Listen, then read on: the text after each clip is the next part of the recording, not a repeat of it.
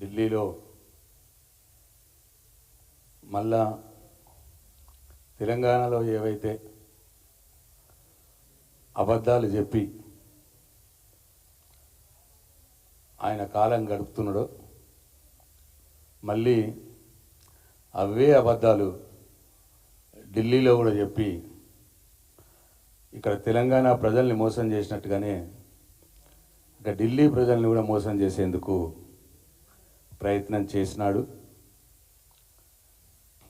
ఎందుకంటే ఆయన నోరు తెరిస్తే అబద్ధాలు, అడిగేస్తే మోసాలు. ఈ 13 నెలల కాలంలో తెలంగాణలో ఆయన అబద్ధాలని, ఆయన మోసాలని తెలంగాణ ప్రజలు ఎట్లనైతే గమనించినారో, గమనించి ఎట్లనైతే అసహించుకుంటున్నారో, ఇవాళ అవే అబద్ధాలు, అవే మోసాలు మళ్ళీ ఢిల్లీలో చేయడానికి ప్రయత్నం చేసినాడు. ఒకటి, మొట్టమొదలుగా సోనియా గాంధీ గారు తెలంగాణ ఇస్తానని హామీ ఇచ్చి తన హామీని నిలబెట్టుకున్న గొప్ప నాయకురాలన్నమాట మాట్లాడినాడు. ఇదే రేవంత్ రెడ్డి గారు ఆయన నోటి నుండే సోనియా గాంధీ గారిని బలిదేవత అని కూడా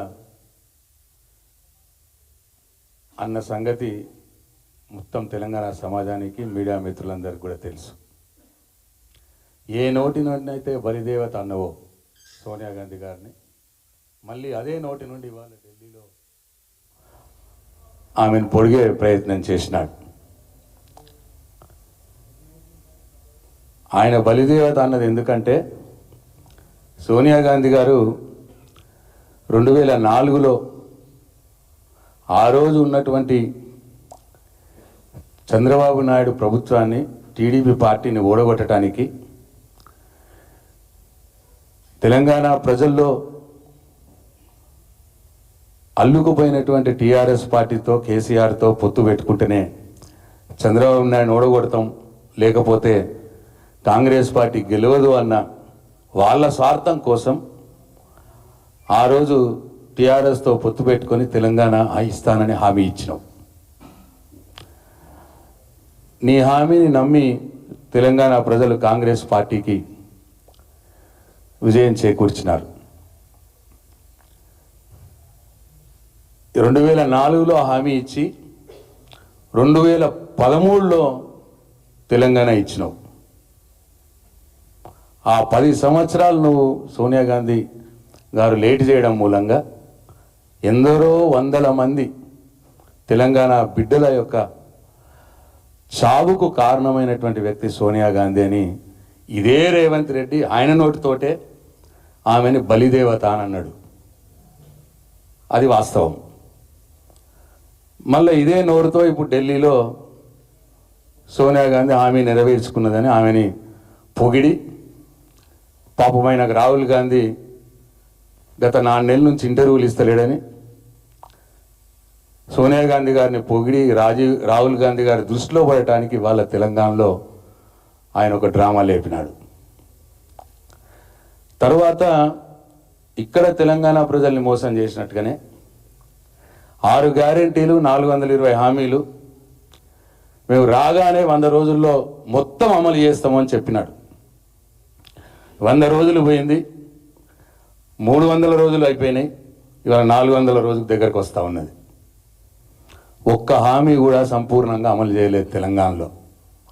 కానీ ఢిల్లీలో కాంగ్రెస్ పార్టీ అధికారంలోకి వస్తే తెలంగాణలో మేము ఇచ్చిన హామీలు ఎట్లనైతే అమలు చేస్తున్నామో అట్లా ఢిల్లీలో కూడా అమలు చేస్తాం, కాంగ్రెస్ పార్టీకి ఓటేయండి అని చెప్పి వాళ్ళ ఢిల్లీలో చెప్తా ఉన్నాడు.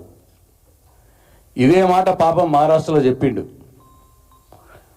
అక్కడ బోర్ల బొక్కల పడిపోయి ఈయన ఎక్కడెక్కడైతే చెప్పిండో అన్ని స్థానాలు కాంగ్రెస్ పార్టీ ఓడిపోయింది, మట్టి కొట్టుకుపోయింది. ఎందుకంటే ప్రజలకు తెలిసి వచ్చింది ఈయన తెలంగాణలో చెప్పిండు, ఏమీ చేయలేదు. మళ్ళీ వాళ్ళ మహారాష్ట్రలో చెప్తున్నారు ఈ కాంగ్రెస్ పార్టీలు వీళ్ళు ఏమీ చేయరని. ఏమీ ఎగ్గొట్టినోడు అంటే అన్నీ ఎగ్గొట్టినోడు ఈ మాట చెప్తే అక్కడ మహారాష్ట్ర ప్రజలకు కోపం వచ్చి కాంగ్రెస్ పార్టీని మొత్తం ఓడగొట్టారు. ఇవాళ సేమ్ ఢిల్లీలో కూడా ఇక్కడ తెలంగాణలో హామీలు అమలు చేయకుండా ప్రజల్ని మోసం చేసి అన్నీ ఎగ్గొట్టి ఇవాళ ఢిల్లీలో మళ్ళీ మేము కాంగ్రెస్ పార్టీ హామీలు అమలు చేస్తామని చెప్తే అక్కడ కూడా మహారాష్ట్రలో పట్టిన గతి ఢిల్లీ ప్రజలు కూడా కాంగ్రెస్ పార్టీకి నూకలు చూపిస్తారు, కాంగ్రెస్ పార్టీని చిత్తుగా ఓడిస్తారు. ఎందుకు చెప్తున్నా అంటే ఇక్కడ చెప్పినావు కోడలికి 2500, అత్తకు 4000 పెన్షన్ ఇస్తా అన్నావు. ఇక 13 నెలలు అయిపోయింది, అంటే 400 రోజులు అయిపోయింది. ఏవి సున్నా, గుండు సున్నా, ఇప్పటికీ మొదలు కాలే.